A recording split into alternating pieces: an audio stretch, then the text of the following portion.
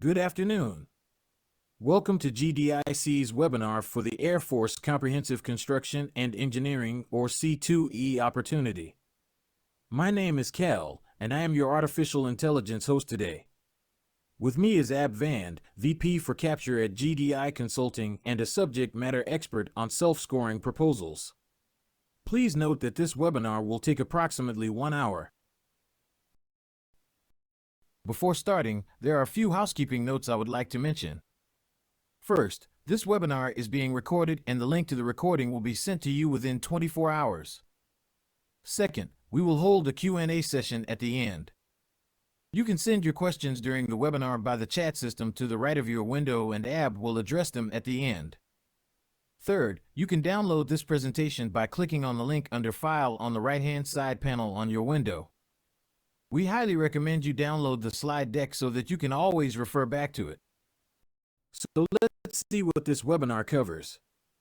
We will first have a quick glimpse on what self-scoring proposals are, as the C2E opportunity does not require a traditional type of proposal. Then we will look at the general details of C2E, what the proposal requirements are, and how does the selection system work. The main part of the webinar will cover the scoring system, and as this might be new to many capture and proposal managers, Ab will discuss this in more details. He will also explain how the substantiation process for the scoring works and will also cover issues such as partnering, or as they call it, choice of competition, as well as pricing. Finally, before going into the Q&A session, Ab will discuss the importance of compliance and will provide some experience sharing there.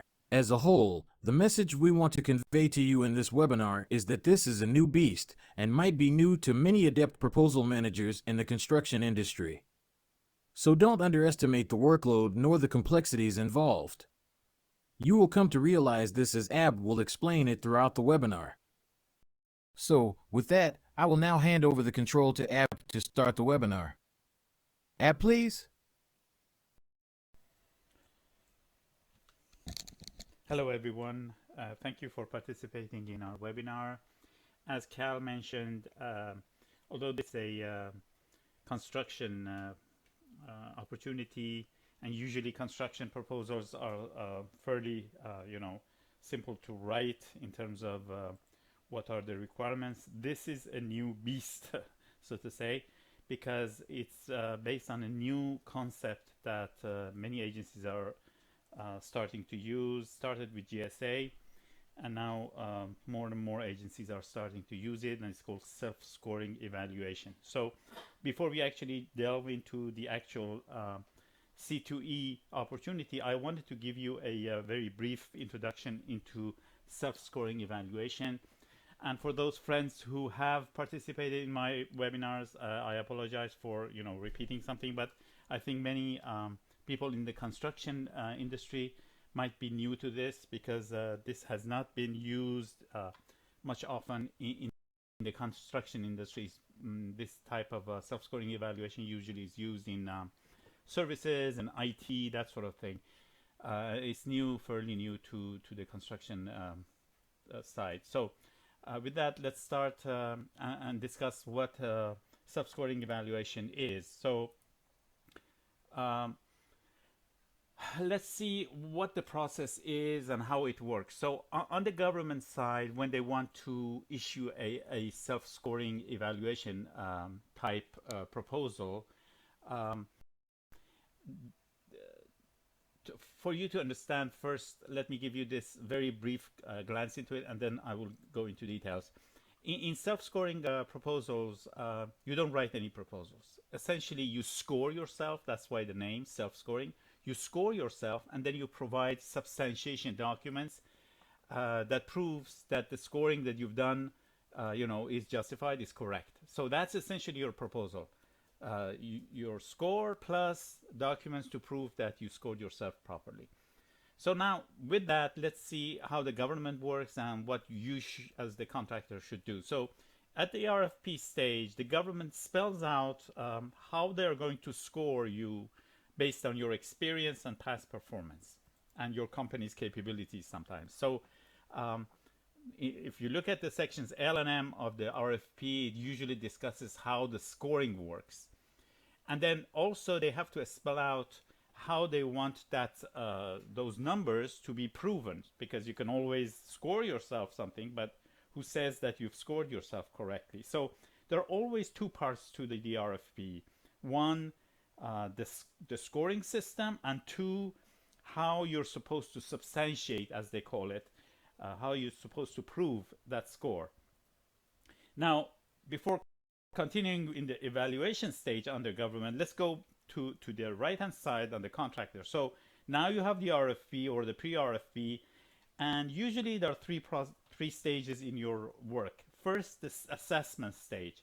You assess yourself and see if you have the minimum qualifications. You usually do a gap analysis on experience and past performance, and then you find partners. The way you assess yourself is essentially based on the score. So you actually assess what score you're going to get, what score you're going to get if you bring in partners, and that sort of thing. And then you do a gap analysis there. Then you usually start the proposal preparation, usually doing a filling out a self-scoring spreadsheet. Usually there is a Excel sheet that spells out the numbers and scores and the points, and you have to self-score yourself, and then you have to substantiate.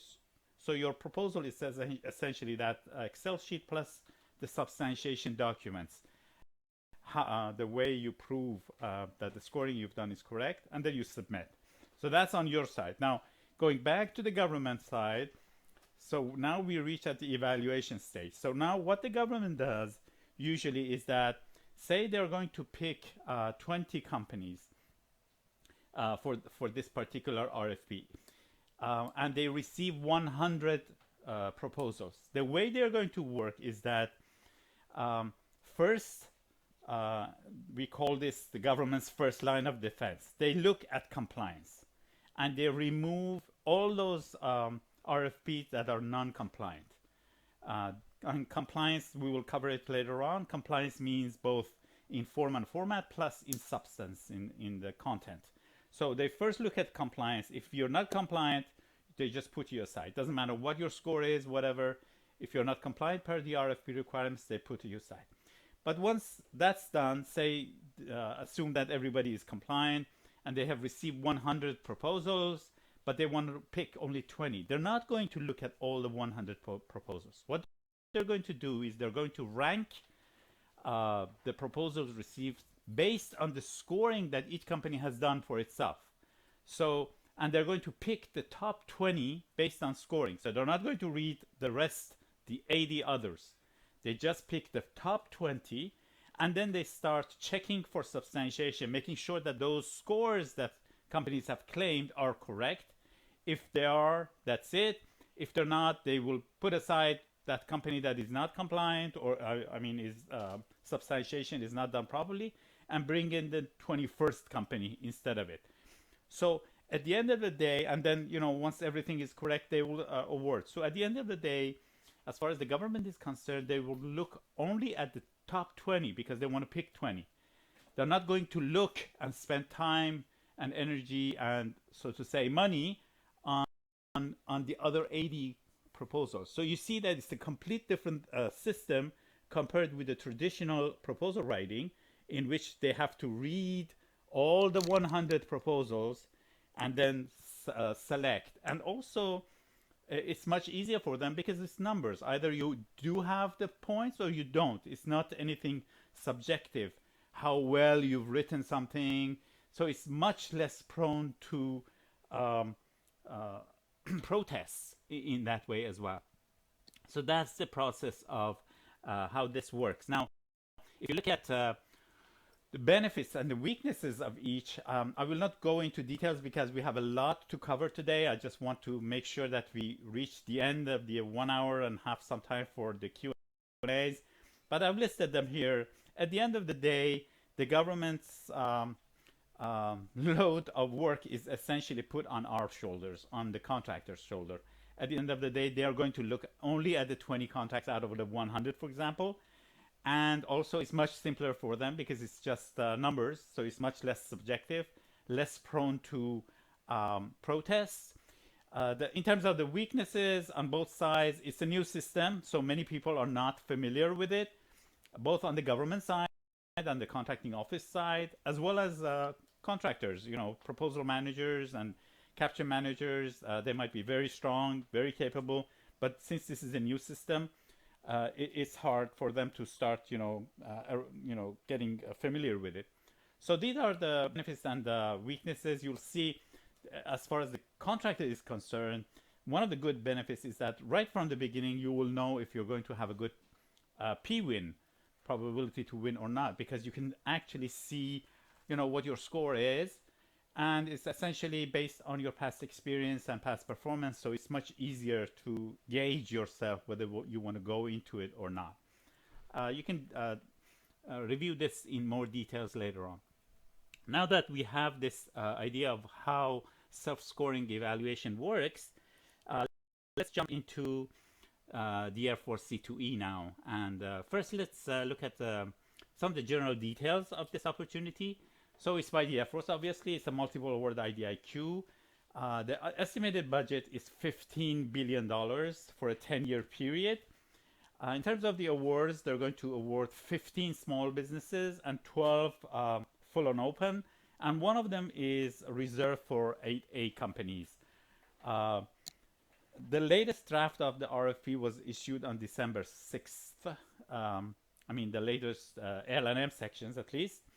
But the full RFP is supposed to drop in February 2024. And don't think that you have time. You might need to go after partners, and you'll see why. You might need to actually put together all your contracts. So you should start as soon as possible. And obviously, there are two tracks, full and open and small business. I put the tracks in quotes because essentially you can actually go for both of them or either of them. So let's move on now to see what type of work you will be doing. So you'll see that it's spelled out in the statement of work in the SAO. DoD fuel infrastructure, range construction, airfield and non-airfield pavements, administrative facility renovation, dormitory renovations, repair, restoration, modernization, and highly classified and highly secure facilities. All of these will be in it, and it is DB and DBB type of work. Now, in terms of locations, it's Air Force installations and other installations worldwide. So it's both inside US as well as Europe and other facilities that the government has, the Air Force has throughout the world. Okay, and in terms of the timelines, draft RFP has dropped in 2023, full RFP expected 2024, February, and award expected February 2025. So that's the process that is envisioned for this. Now let's look at the proposal requirements. So there are a number of volumes. Volume 1, they call it executive summary. There's, I think, 2 or 3 pages of writing, not much, because you're supposed to provide companies information, choice of competition. There's a form for it, meaning that how you want to submit, whether you're a standalone company, you're going solo, whether you're going prime sub, whether you're a JV, whether you're a mentor protege. So this is how you actually, they call this choice of competition. And also whether you're going to go for small business only, or even though you're a small business, you want to go for full and open as well. Construction bonding is important. They will put aside your proposal if you do not have it right from the beginning. So make sure you have it. If you don't have it, you're stuck, because you see that for small businesses, single bonding of $50 million and aggregate of $100 million. And for unrestricted, for the full and open, it's 100 million single bonding and 200 million aggregate. And this must come from the prime. This is important.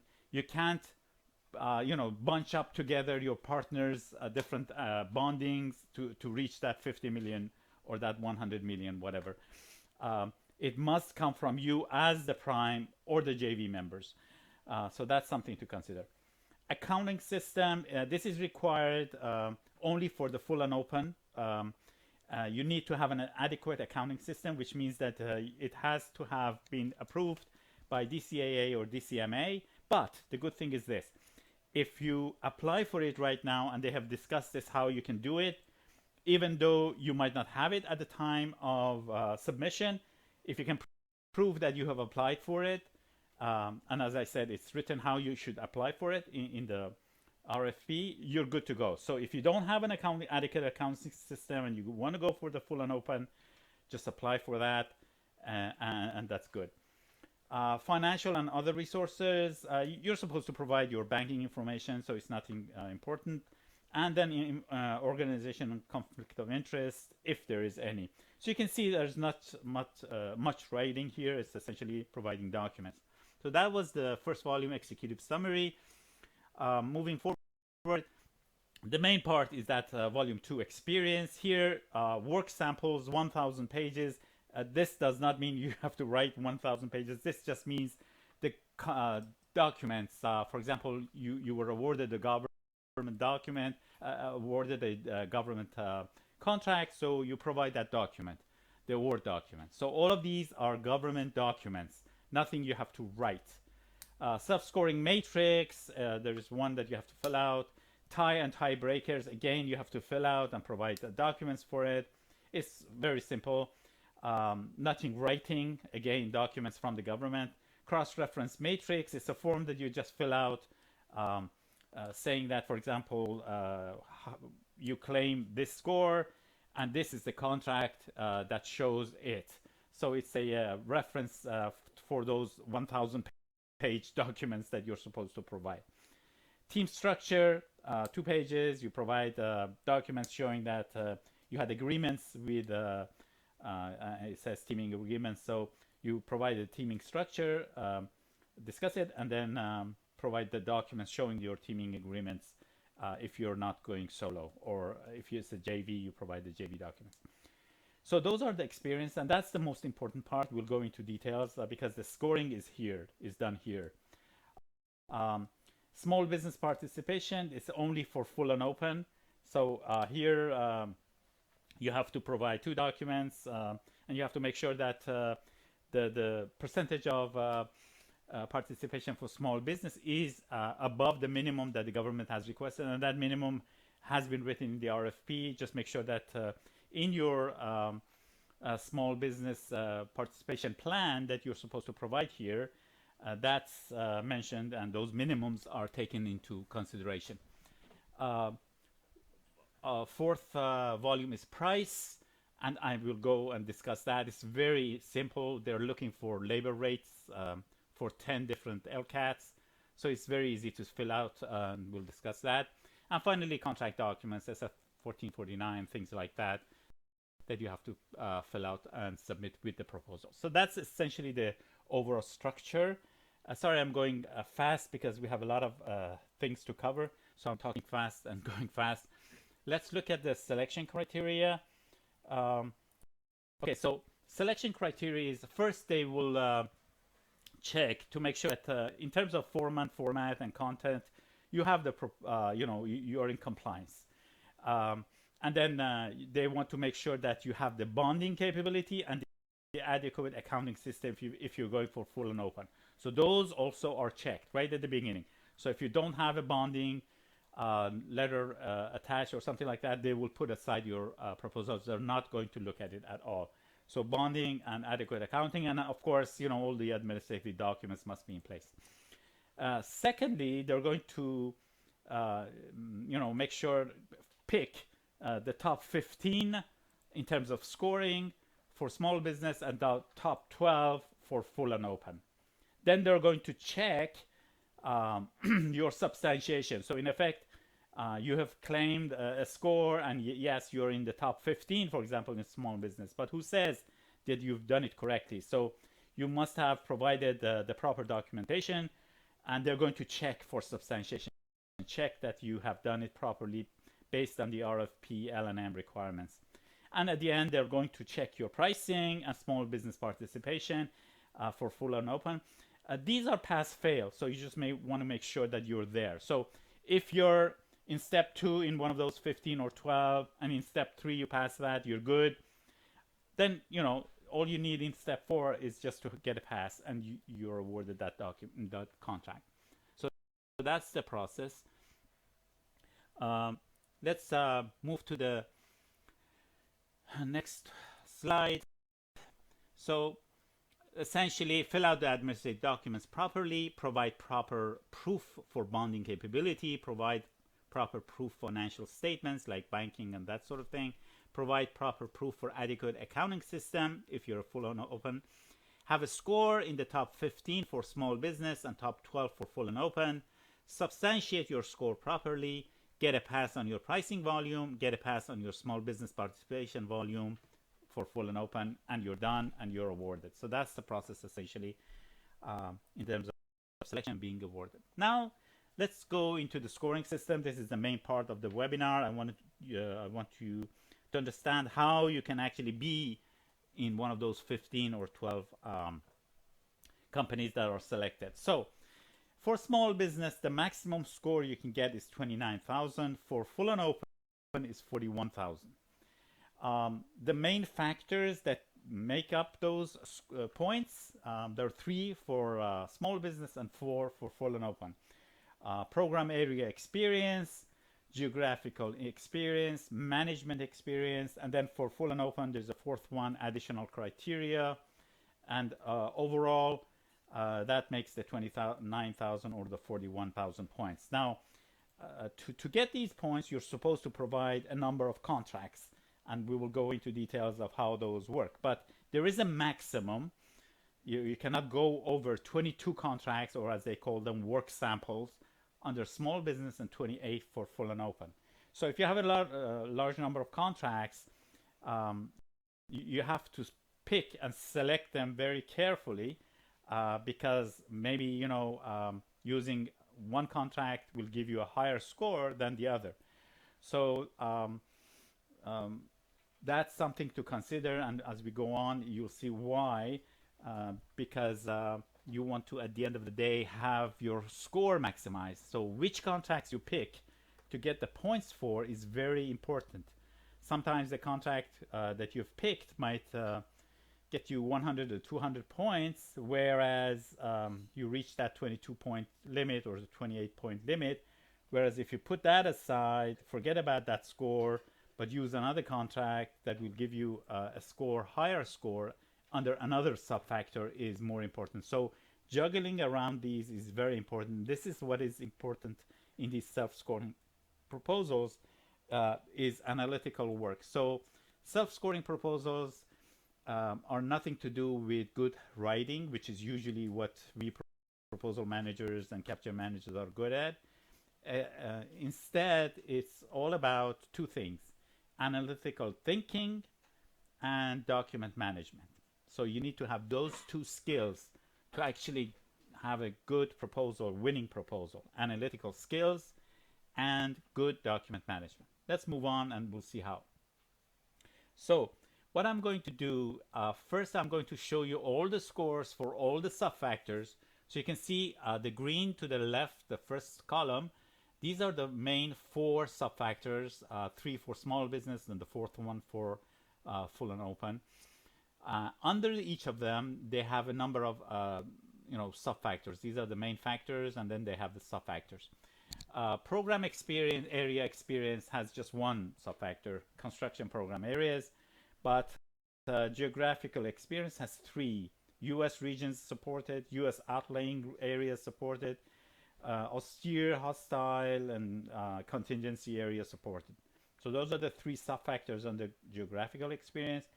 And then under management experience, you have, I'm going to read the whole thing. It's a number of subcontractors managed by the prime. So you get a point there. Contracts supported simultaneously at a given time. How many contracts you were actually performing at a given time at the same time. That's important for them in terms of management experience, expertise. And then the value of the contracts that you have performed. And we'll go into details and discuss these. Under the additional criteria, which is only for full and open, overseas contracts supported, they are zooming on 6 different countries, and they want to know how many overseas countries you have supported in your construction work. And also contract value for larger projects. That again is a subfactor. Now, there are three columns, one called maximum number, points each, and total points. The most important part is the right-hand side, total points. So you can see what the total points you can get under each of those subfactors is. And when you add them up, you come to 29,000 for small business. Add up those 12,000 specific to full and open, you get to 41,000. Now, to get for each of these subfactors, for example, the first one, construction program areas, there are 9 different program areas. So you can provide 9 contracts, and each contract that provides, and you can prove that it covers one of those program areas, you get 555.55 points for it. So if you multiply 9 by that number, you come to something around 5,000. So essentially, I should mention that you can provide 9 contracts here, or you might actually have one contract, one very large contract that covers all those 9 programs. So that maximum number does not necessarily mean number of contracts that you have to provide. You might have one contract that covers all the different 9 construction program areas. But in other cases, it might be that, for example, when it says US regions supported, again, you might have a contract that covers 2 different regions, so automatically you get that. Or you might have to have 8 different contracts providing for all the 8 regions. And none of this mandatory. You might have covered just one region. That's fine. You just get the point for that. But this gives you an idea how it works. And I'm going to go in detail of each of these and how it works and what are the requirements. I just wanted to give you a bird's eye perspective of the scoring system. So we have 4 main factors. Overall, we have 9 subfactors, if you count them. I'm talking about full and open. So 9 subfactors, 7 for small business. The total points is 29,000 for small business and 41,000 maximum this is for full and open. So from there, let's move forward. This gives you an idea in terms of the comparison of the points that each of these will provide you. So you can see to the left, construction program areas, 5,000, and then I've put a box around the geographical factor. There's the US region supported, US outlying areas, and then austere, etc. areas supported. So 7,000, 3,000, and 1,000. You can see the comparison of these, how they work. In terms of management, you can see 3 subfactors, 3,000, 5,000, and 5,000. Subs managed by prime, contract supported simultaneously, and the contract value. And then full and open, the additional one, there are 2 of them, 7,000, 5,000, overseas countries supported, and contract value for larger projects. If you add these for each of these main factors, they're approximately the same. So for geographical, it's 11,000 overall. Management is 13,000, and the additional criteria, full and open, is 12,000. So they're approximately equal. So some companies might be stronger in geographical, some might be stronger in management, or they might have good points, say overseas and large projects. So, it's a mix. You have to see how it works for you. And of course, we'll discuss it, but you can bring in partners and get more points using your partner's contracts. But let's see what the requirements for those contracts are. You can't use any contract, obviously. So contracts must be federal, prime federal construction contracts. So you can't use other than construction contracts, and they have to be federal, and they have to be prime. So you can't use subcontracts. So if you do this construction work, but you were a subcontractor to another company, you cannot use that. It has to be a prime federal contract. So you cannot use commercial or state and local government contracts. So it has to be federal. It doesn't have to be Air Force. You can use any federal agency contract that you had. It has to be construction, and it has to be prime. You can't use subcontracts. These are important. Remember that. Now, contracts can come from you as the prime or from your teaming partner. But remember, your teaming partner also has to bring in prime contracts that they had. So they cannot be part of, a subcontractor to another company. They cannot use that contract. They have to have prime federal contracts. In case of a JV or mentor protege, they can come from either the JV or each of the members. There's currently no restriction as to how many, for example, the mentor should bring, how many the protege, or anything like that. Contracts must have been completed within the last 7 years from the date of solicitation release. So say the RFP drops in February 2024 as they have promised, then the completion date must be after February 2017. Now, for projects that are contingency and that sort of thing, this date can be 15 years instead of 7 years. Now, you might say that, what if my project is ongoing? If it's an ongoing project, that's fine, but you must show that at least 50% of the project has been completed. So you can't use projects that you received recently or 20 or 30% has been done only. Only projects that are 50% or more completed you can use. So 7 years completion or 50% completion if it's an ongoing. These are the most important factors. You can't use subcontracts. You can't use commercial, state, local government contracts. It has to be federal. It has to be prime. It has to be construction. It can be any agency. It doesn't have to be Air Force. So these are the requirements for these contracts that you can bring to the table to prove and get those points. Moving forward. Okay, so let's start factor by factor and go into details what are requirements. So factor 1, if you remember, was program areas. How many program areas did you cover? There are 9 program areas, and you have to show, and it's listed here, I'm not going to read off them, but you have to show that each project, you can bring in up to 9 different contracts with those requirements in the previous slide that I showed, 7 years and federal prime and all that.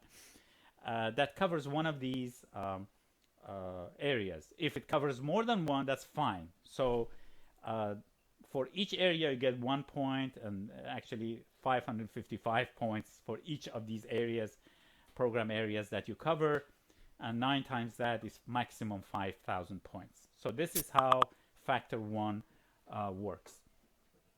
Moving forward, factor 2, geographical experience, and then the first subfactor 2A, that's total number of U.S. regions supported at DoD installations or non-DoD locations.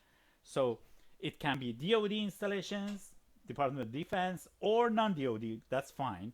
But there are some requirements. I'll give it to you. So if you look at documents L07, that appendix shows how the U.S. has been broken down into 8 regions, including Alaska and Hawaii. So you can see the different regions, and you have to show contracts that you performed in each of these regions. For each region that you can prove you did a project, you get 875 points for a maximum of 7,000 points for 8 regions. Now, as I said, it can be for DoD installations or non-DoD installations, but a minimum of 5 out of the 8 must be at DoD installations. So say you have 4 contracts that were at DoD installation and 2 contracts that were not at DoD installation. Those 2 do not count. You will not get points for those 2. Anything above 5 DoD installations, then you can bring in, more contracts that were non-DoD. So at least 5 of them must be from DoD. You might just have 3, that's fine, but 3 DoD installations. If you bring in, say, 3 non-DoD locations, you're not going to get any points. 5 DoD installations, and then the 6th one can be non-DoD. The 7th one can be non-DoD, and the 8th one can be non-DoD. So that's something to consider. And if you have more than one contract in one region, you're not going to get any more points, just one, or 875 points per region, and that's it. So that's how the system works here. Now, second factor, subfactor 2B, is total number of U.S. outlying areas supported at DoD. And what are these outlying areas? It's Puerto Rico, Northern Mariana Islands, American Samoa, Guam, U.S. Virgin Islands, and then the minor outlying islands. I've listed the names: Baker, Howland, Jarvis, Johnston Atoll, and so on. So these are considered U.S. outlying areas, and you get 1,000 points for 3 of them, maximum 3 regions, and you get a maximum of 3,000 points. Now, again, 2 of these must have been at DoD installations, and the third one can be non-DoD installation or non-DoD location. So 2 out of the 3 must be DoD installations, maximum 3,000 points. Each of them, you get 1,000 points for 3 regions. And then if you've done more, again, you don't get extra points for that. Moving forward to the third subfactor under geographical experience, to see total number of austere, hostile, or contingency locations supported at DoD installations or non-DoD locations. And they have explained what they mean by each of these. So austere means areas that are remote and isolated, where access to modern comforts and resources may be limited or non-existent. For example, North Pole, South Pole, or something like that.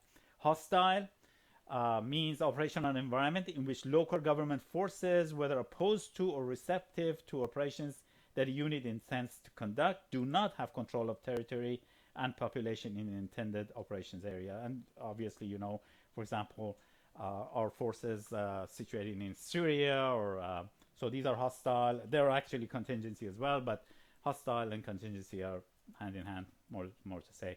Contingency means a military operation that is either designed by the Secretary of Defense as a contingency operation or becomes a contingency operation as a matter of law. So these are the contingency areas: Iraq, Afghanistan, Syria right now, and things like that. Now, there are 2 that you can get. Each of them get 500 points for a total of 1,000. And for those 2, at least one of them must be a DoD installation. So 1 DoD installation, 1 can be non-DoD installation. Each get 500 points for a total of 1,000 points. So those were the requirements for geographical experience. We saw that there were 3 subfactors. Let's move forward to the management experience. So factor 3A is total number of subcontractors managed by contractor under a single contract construction project. So they want to see how many subcontractors you actually were managing. You can bring to the table maximum 8 contracts. Each contract can have a maximum of 10 subcontractors. So if you have 11 subcontractors, it won't count. The 11th one will not give you any extra points. So 10 is the maximum. 8 contracts, that's overall 80 different subcontractors. For each subcontractor, you get 37.5 points. If you multiply that by 80, you get something close to 3,000 points. So maximum 3,000 points. You can bring in 8 contracts maximum, and you can have up to 10 subcontractors. For each subcontractor, you get 37.5 points. And then the important thing here, this can only come from the prime in a teaming arrangement. So you cannot use contracts that your teaming partners were, had subcontractors and things like that in those. Just from you as the prime, and not from the teaming partners. And then it doesn't matter if it's a DoD installation or non-DoD location. That's fine. Either of them works. So that's how this subfactor works. Let's move to the second subfactor under management experience. That's total number of construction services contracts performed as prime at a single point in time. A single point in time, they consider 3 months. So you want to see, and you can pick which 3 months, that's fine. But you want to see how many contracts you were performing during that 3 months. So you have to go, back and forth the contracts, find out which six, the maximum you can bring to the table is six contracts. For each you get 833 points for a total of 5,000 points for maximum six contracts that were performed at the same 3-month period. Obviously you might have less and you get less points. So the minimum is that if you have two contracts that are performed at the same 3-month period, you receive 833 points for it. And then again, this is only for the prime, so you cannot use your subcontractors contracts for that. I mean the teaming partners. Just the prime contracts are counted here. And again, there's no distinction between DoD installation or non-DoD location contracts. It doesn't care. They don't care about that. So that was the second sub-factor under management experience. Now the third sub-factor under management experience is the value of the contracts. So you get points for the value of the contracts. If your contracts were anything between $100,000 to below 11 million, not including, but below $11 million, you get 96.15 points for that contract. If the contract is between 11 million and below 31 million, and not including 31, you get 192.3 points. And any contracts that are above $31 million, you get 288.45. You can bring up to 52 contracts, but the maximum you can get is 5,000 points. So you can see that if you multiply 52 by 288, say all of them are above 31 million, it will go way above 5,000 points, but you're not going to get more than 5,000 points. So it's a combination of either this or that. 52 contacts maximum, you might have less.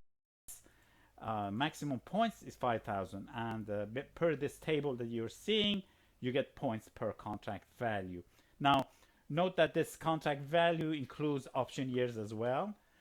So if you have a contract that does cover different option years, and it doesn't say obligated, so far at least, the draft RFP does not say obligated. So it doesn't matter how much has been obligated.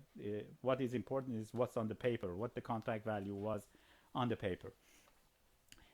But remember, like the other management experience sub-factors, this third one also is only for prime.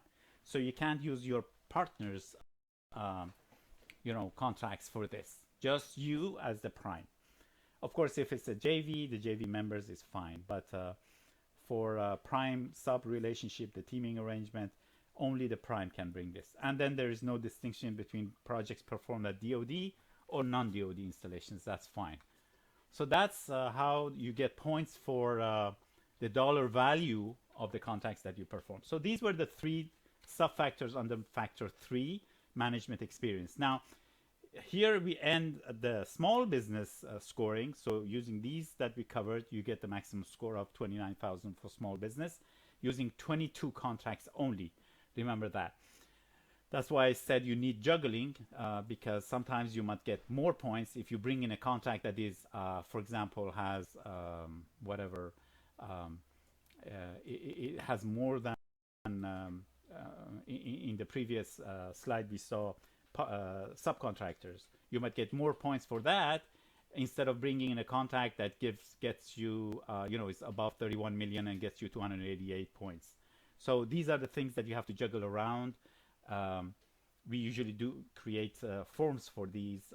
I'll explain how that works to make sure that you're picking the best contracts to get you the maximum score.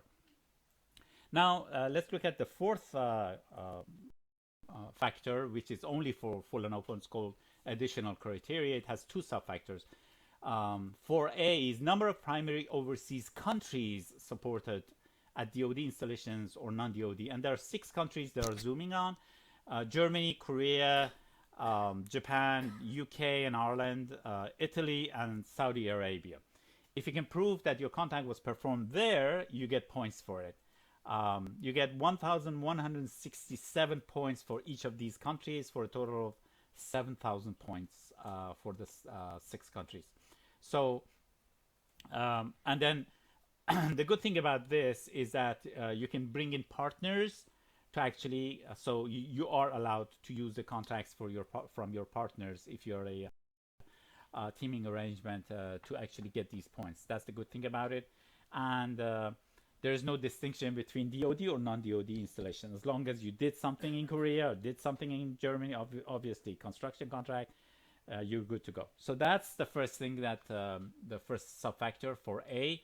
Now subfactor for B is the total value of construction contracts, but larger contracts. So you can see if you did contracts between $51 million and below 65 million, you get 67.55 points. 65 million to below 80 million, 135.1 points. 80 million to 90 million, 202.65. And then anything, sorry, that should be 90 million and above, you get $270 million.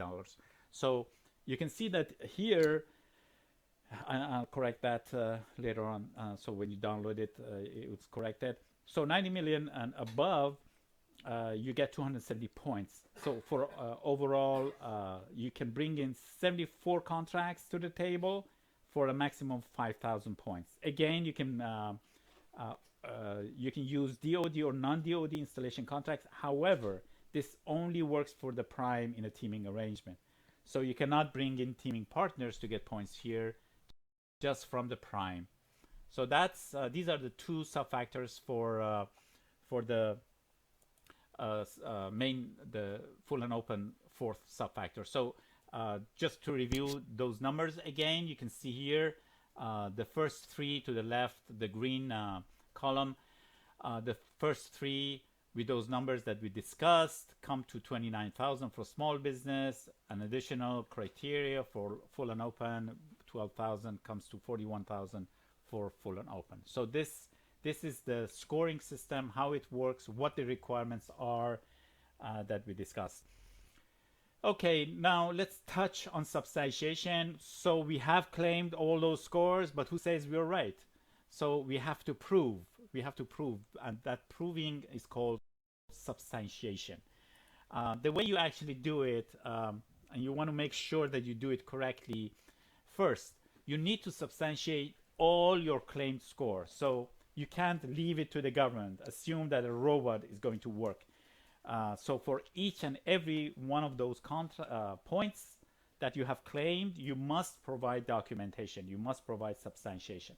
So to do that, you must carefully read what the RFP requires for you to show for each score point. All documents that you will present in your proposal to prove your score for the various factors and sub-factors must be government documents, i.e. documents issued by the government or issued by the contractor, but in the possession of the government, like, for example, monthly status reports. So you don't write anything here. You just provide the documents that the government, for example, the award document, the SAO, FPDS printouts, things like that, that prove the points that you want to show. All critical documents, such as award documents or amendments, must be signed by government officials. So this is one of the things you should start right now looking at the contracts you're going to use. Sometimes at the time you received the contract, you were so happy you didn't look that the government contracting officer did not actually sign the contract. I've seen that many times. So you want to make sure that all those documents have signatures, because when you submit them, and if they don't have signatures, the government is not going to accept it. So substantiation is true, providing the needed documents with proper format and naming convention, and then highlighting and putting sticky notes next to each proof point. This is usually very helpful for highlighting, because you want to show, for example, when you want to show those program areas in the first factor, you want to refer to the SAO or the PWS. And how do you refer to that? You have to highlight and use sticky notes, things like that. And then your possible Achilles heel is compliance issues. I've seen that many times. So make sure that you're good there. Okay, we are behind schedule. I have to go fast. This is a sample of how you highlight an award document and put sticky notes, showing the NAICS code, the contract document, things like that. Or, for example, the next slide shows you a statement of work and how it's actually, for example, here. This is a statement of work. It's for another opportunity, but you highlight from the statement of work and put sticky notes explaining how it refers to the requirement. Okay, choice of competition and partnering. They call it choice of competition, and partnering is included there. Okay, so there are 4 types of acceptable offers as far as C2E is concerned. Individual companies who are going solo, joint ventures, mentor-protege arrangements, and then prime sub or teaming arrangements. And there's no number, there is no limit to the number. For example, how many members can a joint venture have, or how many subs you can bring to that teaming arrangement. Now, in terms of participation in the small business and full and open, a company does not have to provide 2 different proposals if they're going after both. So if you're a small business but you want to go for both, you want to receive task orders under full and open later on when you're awarded, you don't provide 2 separate proposals. You provide just one. But there's a form, you fill out that, you say, for example, what format of offerer you are, say you're a joint venture. You also say whether you're going for small business, full and open, or both. A company cannot participate in more than 2 of the above arrangements. So maybe you are going solo and you're also in a joint venture agreement. So both those are acceptable, but then you can't use a third one as well. You can't be a subcontractor to a prime. So that would be a third type. Only 2 types of submission are acceptable per company. That's something to consider. In terms of teaming arrangements, you can get points from your teaming partners' contracts in all sub-factors except 3A, 3B, 3C, and 4B. Essentially, all of the management experience must come from the prime, and if you're full and open, the additional criteria 4B, which is the value of the contract, larger contracts, that must come from prime. The others, all in the other sub-factors, all of them, you can use your partners' points and increase your contracts. That's why partnering is very important. You should start on it right now if you have not already done that. And then just a reminder, your prime's contracts also, your teaming partnering contracts also must be prime federal contracts. Remember that. Okay, moving forward, look at pricing as well. It's very easy. It might seem strange because in construction industry you don't usually give LCATs, but this is how they were going to do it. You actually, there's a form that comes called L08. It's in the RFP documents. You actually fill it up for 10 positions, like program manager, project manager, things like that. Scheduling and all those 10 different LCATs, and then you fill them up for the 10 years duration. So you have to actually calculate the escalation per year cost. Usually it's 4% or less. You're supposed to provide fully burdened rates. So these should include hourly based rates plus the escalation of that year, indirect rates, and profit. All of that should go into the number. Profit, indirect rates, everything. So indirect rates means, for example, G&A, it means overhead, all of that goes there. And then note that each fiscal year, as far as the government is concerned, starts from 1st of October of the previous year, so to say, until 30th of September of this year. So fiscal year 2025 starts 1st of October 2024 until 30th of September 2025. Now, the good thing about this is that this is just a pass-fail. They're not going to compare your prices to others. They just want to make sure that your prices are correct. Now, if you pick the proper pricing, and you can look this up for the government's pricing. So you want to see what the acceptable government pricing is, and there are many sources that do provide that. Just make sure that your pricing is a little bit below the maximum that the government accepts is. So stay at the maximum. This is our recommendation. Look up the government's highest rates, provide the highest acceptable rates. So stay near the maximum, a little bit less. This is a pass-fail, so you just want to pass it while giving you leverage for future discounts and reduction for being competitive at the task order level. You can always reduce that at the task order level when you're bidding, but you cannot go over these. So don't try to make these the minimum numbers, because then you cannot, it doesn't give any leverage when you want to give discounts at the task order level. Instead, give the highest acceptable rates now, just to pass, and then at the task order level competition, there you can provide, competitive less prices there. So that's pricing and our recommendation there. Some experience sharing, and we have very little time. I just want to make sure that I can answer some questions. So compliance is really important in terms of what can go wrong. Misunderstanding the requirements, not maximizing your score where actually you deserve it, not substantiating your score properly. You do deserve the score, but you do not provide the proper documents, and they're not going to give it to you. Stretching the score too far, and they're going to disqualify you for that. Not submitting the proposal correctly through PIE. For C2E, you're supposed to submit through PIE, the Procurement Integrated Enterprise Environment system that the government has. So make sure that you have an account there and you submit it properly through that. Okay. Let me show this also. I always show this to webinars, in my webinars, because this gives an idea of what compliance means. This is from another opportunity. It's a self-scoring opportunity again.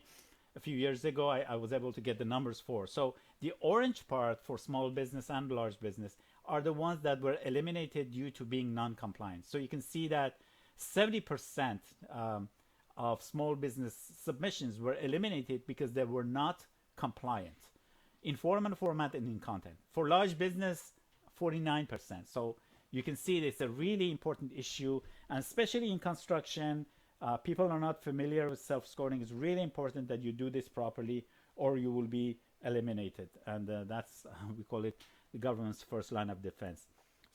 So, and this is the last thing I wanted to mention, workload split. In terms of, having an idea, usually 50% goes over contract selection and coming up with the best score. 50% of the time, resources that you spend. 25% is spent on the proposal preparation. 20% on compliance review. It's really important. 20% of time, energy, resources, people must go into compliance reviews, multiple compliance reviews, to make sure that everything is in place, and usually 5% into the submission process. Some suggestion in terms of win strategy. Identify the driving score factor. There will be the first criterion for choosing projects. See where your strength is, whether it's geography or management expertise or maybe both. Try to maximize that, and then maximize your score. Use a per contract scoring system to see what your score looks like. This means that for each contract you should calculate how many points it brings to the table, and then compare all the contracts. Maybe you have only 10 contracts, you don't have to do this, but if you have more contracts, even smaller ones, but they might get you points in different areas, you have to decide which ones to use, because you have a limit, 22 for small business, 28 for large businesses, and so you have a wide breadth, and so within the last 7 years completion. So you must give a point score to each contract and then compare them and decide which one to use. Start looking for partners now, if not yesterday. They're hard to find if you look for them towards the end. So don't wait until the end, until Feb 2024 when it drops. People are teaming up already. Check compliance, think compliance, eat compliance. I just want to reiterate, it's really important. Compliance is one of the most important things, much more important in terms of traditional proposal writing. It's much more important here in the self-scoring world. And then outsource if you've not done this before. Even if you've done this before, get your proposal reviewed by an outside source, even a colleague who has done this before, but somebody outside the sphere of preparing the proposal or working on it. You want a second set of eyes to check it. That's also important. Now, what services we provide? Very quickly, we are, we've done over 200 proposals, self-scoring. We did 105 just recently for Oasis Plus. We don't have the success rates there, so I've not included that success rate. The success rates you can see here for the previous Oasis: 12 large, 41 small business, Astro 18, 29, and so on. I'm not going to go into the details of our capabilities. You can read these later in terms of the win rate we have and the wins in 2022 and so on. Now, the services we provide for, and this slide shows some of the larger contracts that we have won for our clients in different industries. And then in terms of the services we provide for C2E, we provide free consultation, we provide full proposal development, with dedicated proposal team, we score assessment and optimization, full proposal assembly, full and multiple compliance checks, and then uploading to Symphony, or actually here it's actually IEE, the government's system. And then reviewing and auditing. In case you're doing it in-house, we can do reviews and audits for you. And in terms of the company's overall picture, we have 4 different sections: proposal development, capture management, support services like Black Hat, price to win, and competitive intelligence, and then training. We can support you in those as well. So having said that, we come here. I've put in our contact info in case you want to contact us for free consultation. Please contact Maroon Freedy, my colleague, and we can set it up. Having said that, we come to the Q&A section, and we can answer some questions. Okay, so even though we are out of time, let me read at least 3 questions, and then I will answer all the questions through email. First question, did you say that we cannot use subcontracts or subcontractors? Please clarify. Okay, you can have subcontractors if you have a teaming arrangements, that's fine. But the contracts that you bring to the table, whether you as the prime or your teaming partners, those contracts cannot be subcontracts. They must be prime federal contracts. This is the distinction. Second question, my company has many contracts above, they are at least 30 contracts above $90 million. But when I multiply that by 270 points that you mentioned, it will be way above 5,000. What is the catch? Right, so you might have more than that, but the maximum you can get is 5,000 points. So that's something to consider. Don't bring in all the contracts because they're large, because you cannot get more than 5,000 points there. So 5,000 is the limit, the breaking limit. So it doesn't matter how many contracts you have over $90 million. If you multiply it by 270, it's above 5,000. You're not going to get any more points. So that's something to consider when you're actually picking the contracts and comparing them apple to apple. Third question, we're an Alaskan Indian company. Does it matter what our set aside is, or the important thing is geographical experience in the actual contracts? Exactly. So as long as you're small business or large business, doesn't matter. That's, you can go for small business if you're considered small business. The set aside, except for 8A, which I said there is one reserve under the open and full and open. Except for that, your set aside does not matter. What contracts you bring to the table and where they were performed, that is what gets you the points. Okay, having said that, I want to thank everyone for participating in this webinar. I apologize for not being able to answer a lot of questions. We have had quite a large turnout, and I've received a lot of questions. I will answer all these questions by email directly to you, perhaps even upload all the Q&As to our website, www.gdicwins.com. And thank you again for participating, and we look forward to seeing you in our future webinars. Thank you and have a great day.